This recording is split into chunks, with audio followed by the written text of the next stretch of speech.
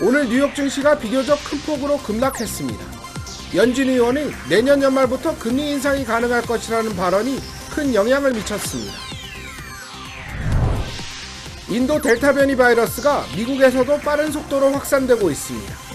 CDC 국장은 미국에서 조만간 지배종이 될 것으로 예상했습니다. 연방정부의 강제 퇴거 금지령이 이번 달 말 종료될 예정입니다.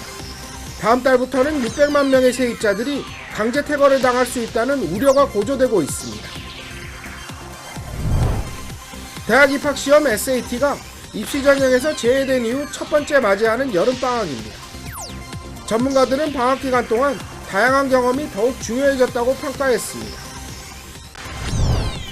캘리포니아주 보건국이 온라인 백신 레코드 시스템 링크를 오늘부터 오픈했습니다. 개인의 백신 접종 기록을 간단하게 다운받을 수 있게 됐습니다. 라이언이 모든 카카오 프렌즈와 함께합니다. 그리고 한미 카카오 프렌즈 데뷔카드가 탄생했습니다.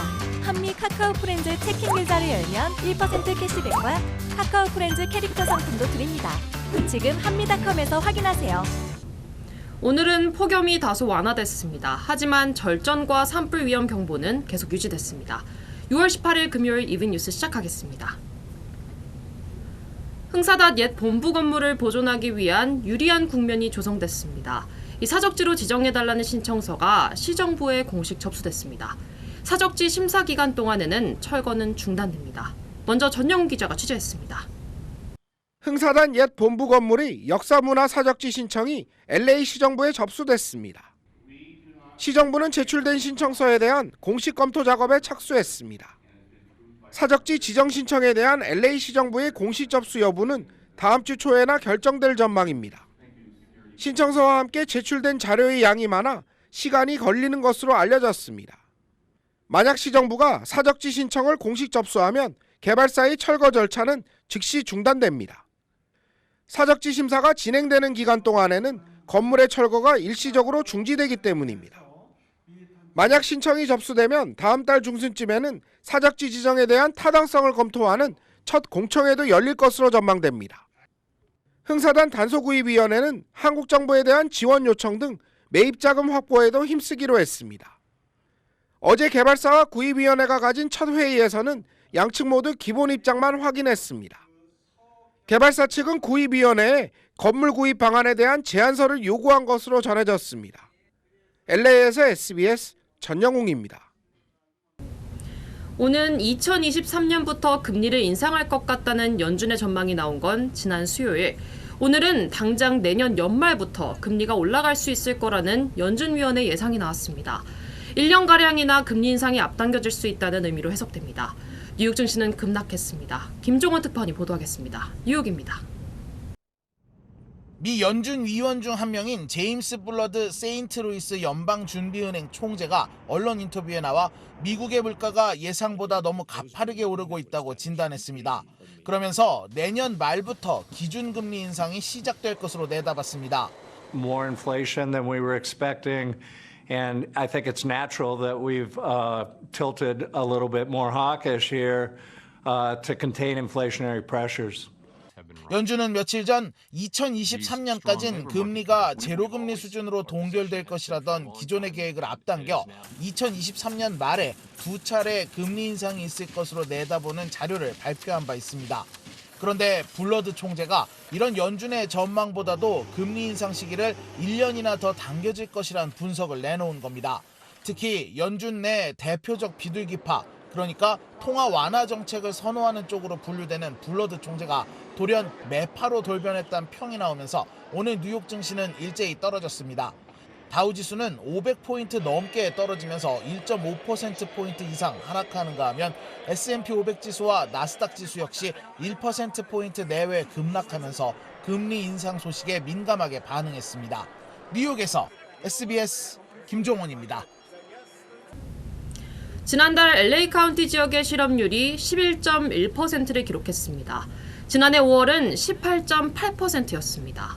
오렌지 카운티는 지난 4월 6.2%의 실업률이 지난달에는 5.9%로 다시 내려갔습니다.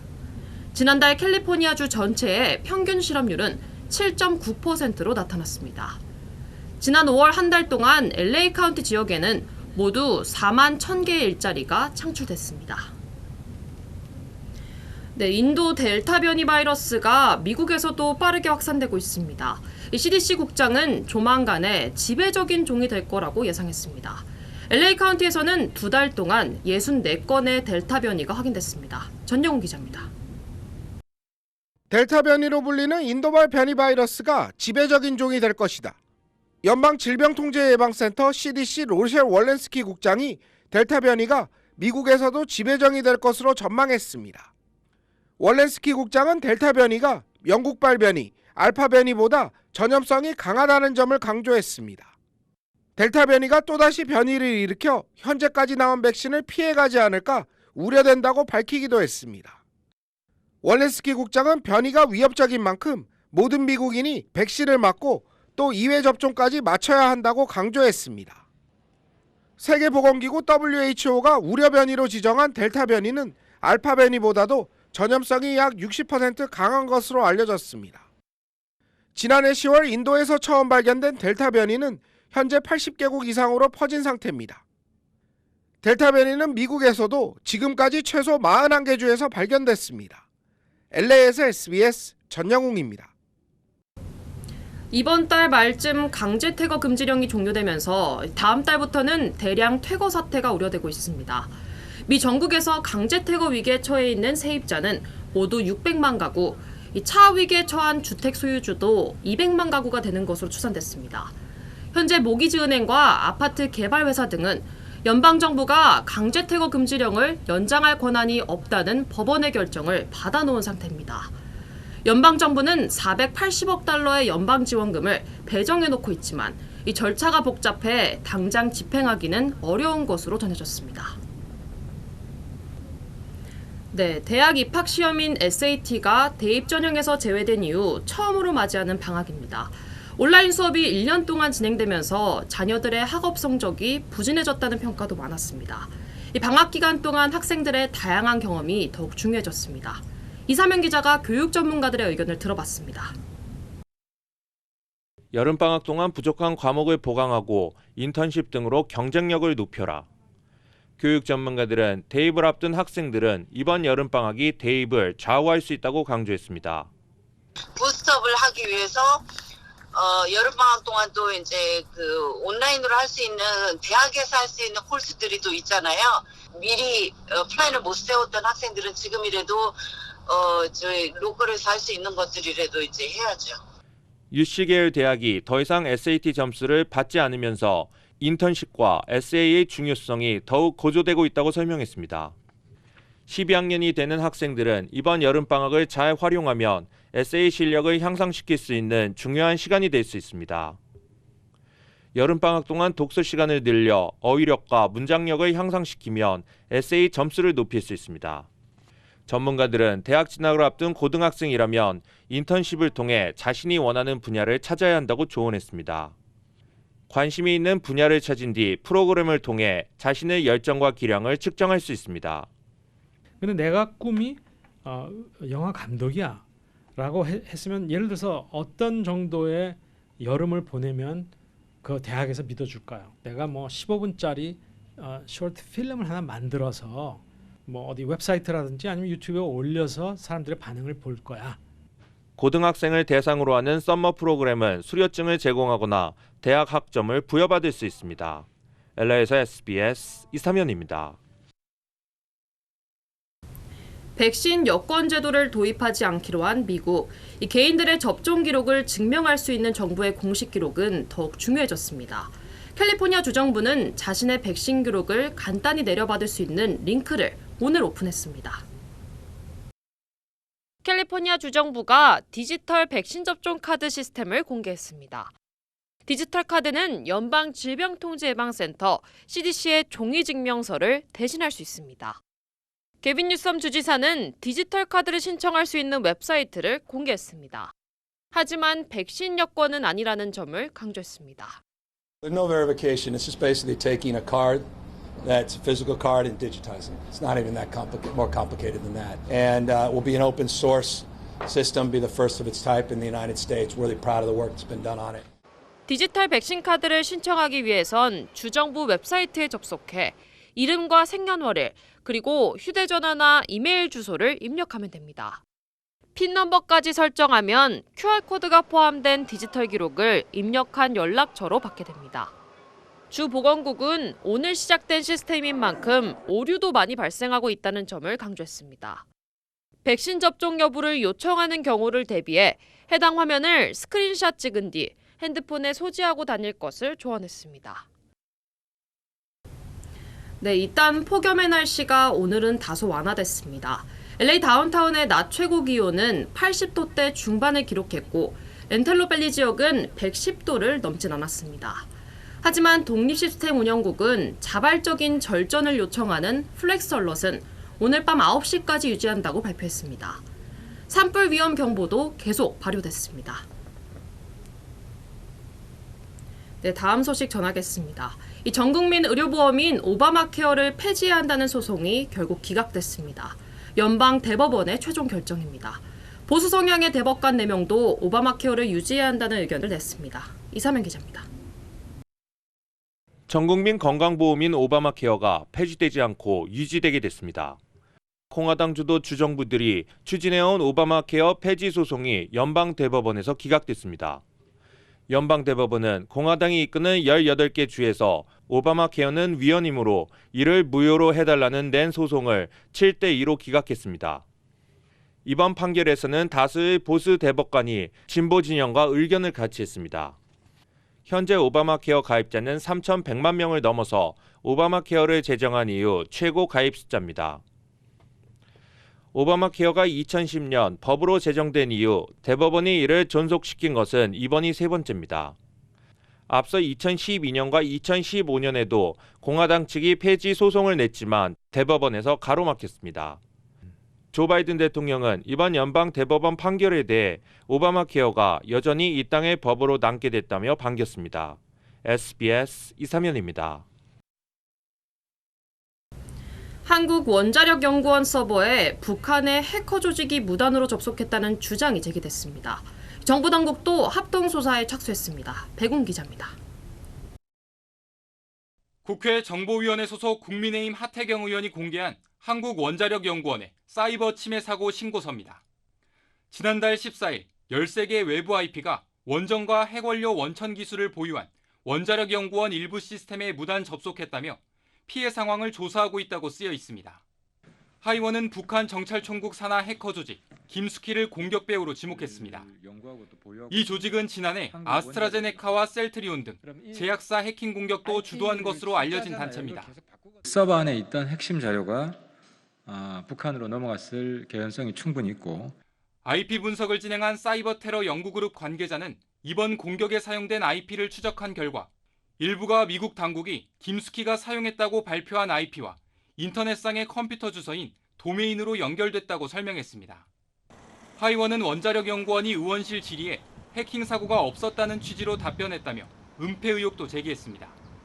과학기술정보통신부는 원자력연구원의 해당 시스템 운영을 즉시 중단하고 공격자 IP 차단 등 필요한 조치를 했다며 은폐 의혹에 대해선 피해 규모 등이 확인되지 않은 상황에서 실무적인 착오가 있었다고 해명했습니다. 국가정보원도 관련 부처 합동으로 정확한 피해 규모와 공격 배후에 대해 확인하고 있다고 밝혔습니다. SBS 백운입니다.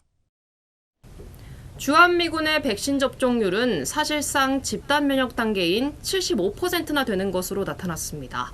마스크를 벗은 정상 생활로 돌아가고 있습니다. 김학희 기자가 취재했습니다. 전 세계 주둔 미군 기지 가운데 규모가 가장 큰 평택 험프리스 기지. 코로나19 대유행 이후 미군 기지 내부 모습이 언론에 공개된 건 이번이 처음입니다. 주한미군이 집중하고 있는 건 백신 접종입니다.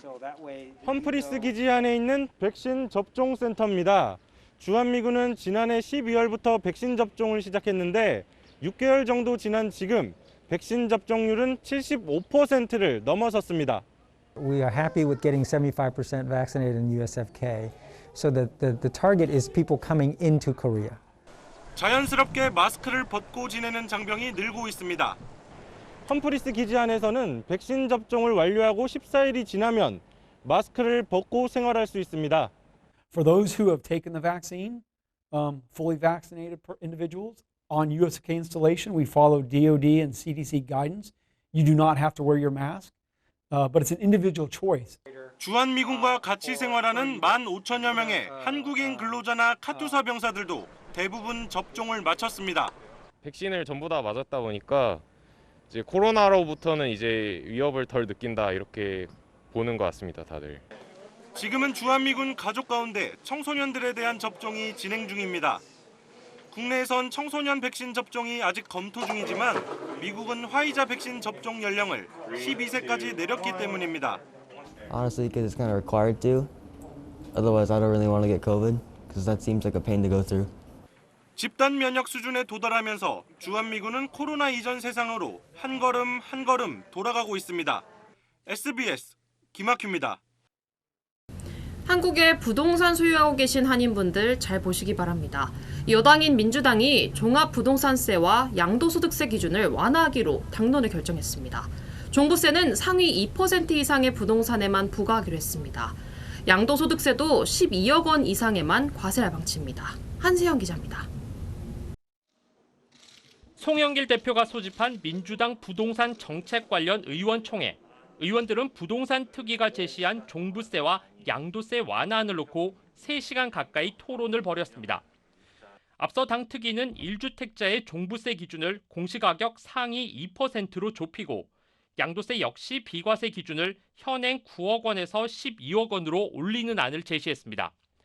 의총에선 김진표 부동산 특위 위원장과 친문 진성준 의원이 각각 찬성과 반대 입장을 설명했고 이후 의원들의 토론이 이어졌습니다. 징벌적 과세와 부자 감세란 주장이 팽팽히 맞서면서 결국 전체 의원을 상대로 온라인 투표가 진행됐습니다. 의원의 82%가 참여한 투표에서 당 특위안이 절반 이상 득표했고 이에 따라 당론으로 추진됩니다. 투표율은 최종 82.25%로 집계됐습니다.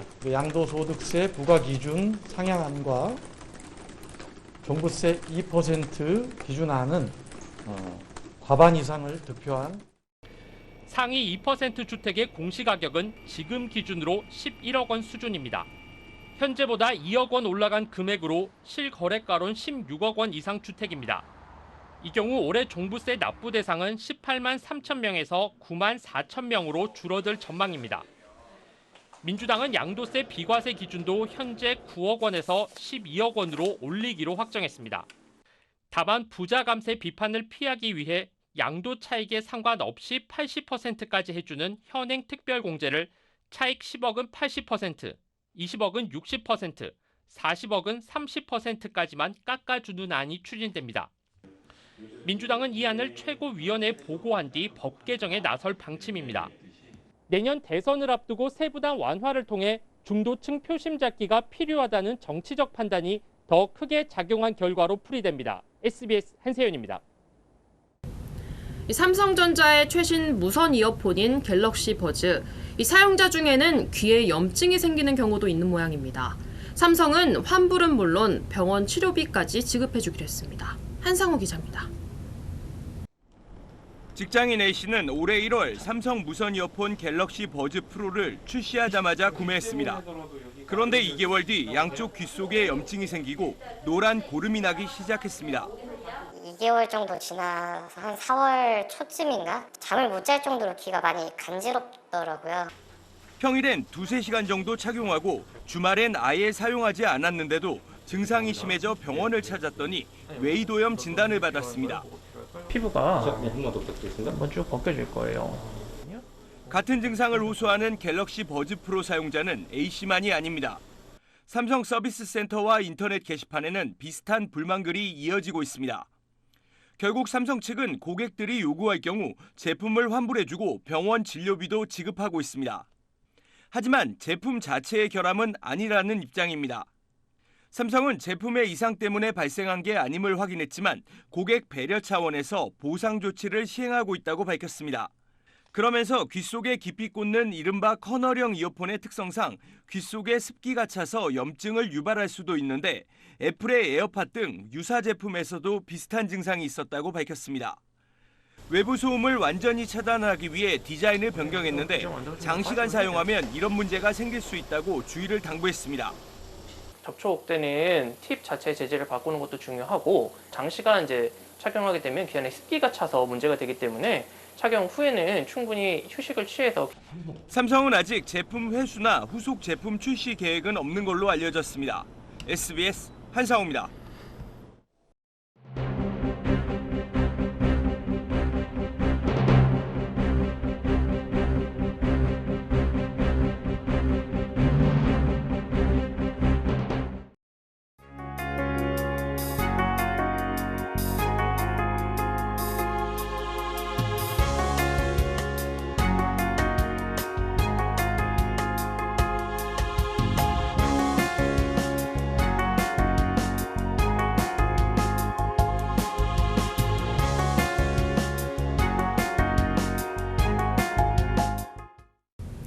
캘리포니아주가 완전한 경제 재개방을 한 이후 처음으로 맞는 주말입니다. 파더스데이 주말이기도 합니다. 많은 분들이 설레는 마음으로 다시 돌아온 일상을 맞이하는 분위기입니다. 한인 업소들도 모처럼 맞은 대목에 분주한 모습입니다. 이런 와중에 변이 바이러스 감염자는 계속해서 나오고 있습니다. 일상을 더 안전하게 즐기기 위해선 백신 안 맞으신 분들 꼭 맞으시기 바랍니다. 이분 뉴스 마치겠습니다. 고맙습니다.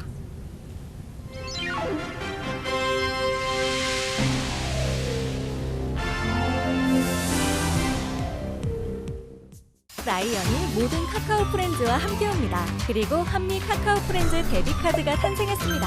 한미 카카오 프렌즈 체킹 계좌를 열면 1% 캐시백과 카카오 프렌즈 캐릭터 상품도 드립니다. 지금 한미닷컴에서 확인하세요.